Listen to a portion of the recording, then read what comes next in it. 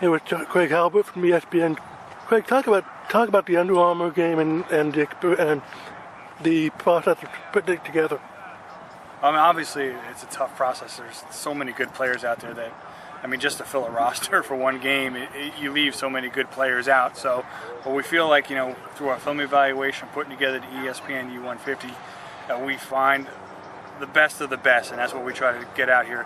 Players that from each position are among the cream of the crop. So it's a tough process. There's probably plenty of other players who could probably come out here and do a good job. We try our best to go out there and from the 150, get the best players out here that can come out here and bring the best out of each other. Talk about putting the teams together and splitting the talent up equally, rather than doing it geographically like the Army game does. Yeah, as opposed to doing East-West or North-South, we try to scour the entire nation to get the best players regardless of region, so we don't need to maybe leave a guy that we'd like to have because that position in that region is already filled. What we want to do is we break it down. You go on ESPN.com and you look at the evaluations, and they have stars, but they also have grades, and we try to split up the roster as evenly as possible to get the best matchup we can, and also to try to create some great individual matchups that can happen in practice as well as the game. So it's a little bit of a mixture. I think that opening the entire country to us and not just doing East or West lets us get the best players regardless of region, and then putting together a roster that is as equal as possible, and we get it pretty close, and also involving some interesting matchups. And when you're trying to do the rosters, talk about the process of evaluating that talent. Well, I mean, the evaluation, putting together this game is just kind of a byproduct of doing the ESPN U150 and all the rankings and everything. So, we use it off of film. We evaluate the film. We use the other tools of going to the games and getting information from combines and putting those supplemental tools to add to our film evaluation. But the game is played between the white lines, and that's always the best indicator of what type of players, and that's what makes this week down at the Under Armour game so great, is that we get a chance to see these guys for an entire week competing best against the best within a level playing field. A lot of these guys a lot of times are in a situation where most weeks they're the best guy on the field. Now the guy that they're going against is kind of always been also the best guy in the field. So it's a level playing field. I really get to see who kind of rises up from that situation. And talk about the way you select the coaches for the game. We try to go out there just like finding great high school players. We try to find great high school coaches. Obviously, the head coaches come from the NFL. This year, Mike Ditka, Steve Mariucci, the coordinators are also former NFL coaches. So it brings an element for the kids and for the high school coaches involved in the game to kind of get around that experience of guys who've been in the NFL for a long time. But the position coaches are high school coaches from all over the country. Guys from like Joey McGuire out of Texas. He's somebody who's been involved in this game quite a few times. David Smith out of Klein Oak. These are coaches who have great high school teams. They run great programs. They produce great players, for example. So we try to get, not only the best players, but the best coaches who can get in here. And a lot of times these guys produce great players. They understand what it takes. So we want this to be a neat experience for the players. We want to see them compete, but there's also a great opportunity to learn from NFL coaches and from other great high school coaches. So we kind of scour the country for the best high school coaches to make this the most complete, event as we can. And talk about when you get the player selection done. Talk about trying to convince these players to get choose between one game or the other. You know what? It's one of those deals. Like I said, there's plenty of there's plenty of talent to go around. I think one of the things is we try to create an environment that breeds great competition, but also fun. Down here at Orlando at Disney World, we got a great marriage of things, between ESPN, the coverage, the TV coverage, the ESPN.com coverage. You're down here at Disney World during the day, the kids are competing, they're getting after it.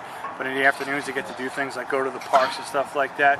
And I think that one of the things that's really kind of helped this game is that, coming even just now in year 4, is a lot of people come and they leave very happy, and word of mouth kind of spreads. And that's been one of the big things is, we got to do our best to get the best players, bring them down here, have them compete, do their best, also create a fun environment for them. And I think that a lot of the players, a lot of the coaches who have been involved in the game the first 3 years come out of here feeling that, and they tell other people, and and word of mouth spreads. And we just all we can worry about is the Under Armour game, and the product that it is, and we've been very lucky through 4 years. It's been a great game with a lot of great players and coaches, and they've all expressed their enjoyment here.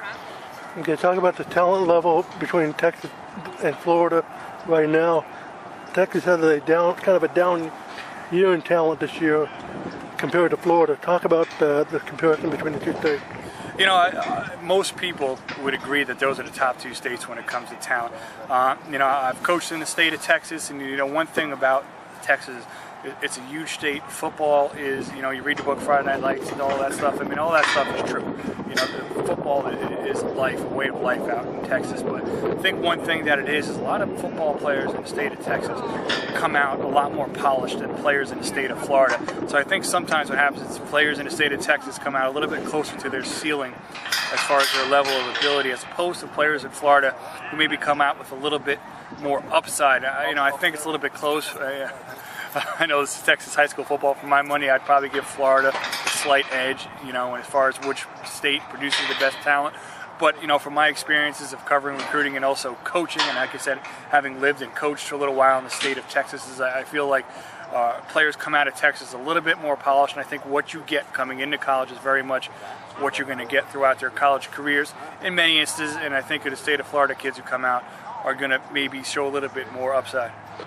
Yeah, of course, Texas uses the NCAA rule as well as Massachusetts. All the other states use the National Federation rule. Does Texas kids have a slight advantage on that as far as defense goes? So repeat the question again. Texas uses the NCAA rule.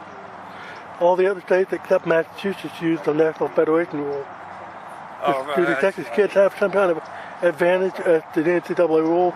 Yeah, obviously anytime you can go into a new situation like college and the college game, anytime that anything that you do you're already accustomed to and there's a certain comfort level, that's one less thing that you have to adjust to. So, you know, and I think that goes back a little bit to just kind of what I said, the fact that I think Texas players usually tend to come out a little bit more polished, and that could be part of the reason too, is, you know, the kind of 9 to 5 from little Pop Warner on through you know, intense kind of love for football and training, but also kind of being in a situation where once they get to college, you know, with the rules a little bit more, you know, used to the situation. Anytime you're going to go into a new environment, and anything that makes you feel more comfortable in that environment, it's going to allow you to maybe assimilate a little bit quicker.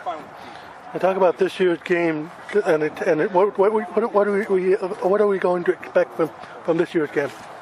Well, hopefully some big plays and a lot of excitement. I mean, 5 five-star linemen in this game, 3 on the offensive line, 2 on the defensive line. So play in the trenches. Obviously, sometimes doesn't get the notoriety it should, because that's not where the ball is and the ball is going. But there's going to be some great battles in the trenches. Some outstanding quarterbacks with guys like Jeff Driscoll. It'll be interesting to see, you know, making big plays. And we've got some great running backs in here. Mike Bellamy, Brandon Williams, out of the state of Texas. I mean, an electric back. So I think that, you know, if the offensive lineman can win some of those battles and create some creases, there'll be some big plays. But I think anytime you get this much talent on a field at one time, you know, you never know what to expect, but you can pretty much expect at some point there's going to be fireworks, and these guys are going to bring the best out of each other. So hoping that, you know, only 1 week to get it all together is not a lot of time, but these guys, especially this year, it seems like they've really gelled very quickly, and I think that could lead to a crisp, exciting, fun game, you know, just filled with excitement and big plays.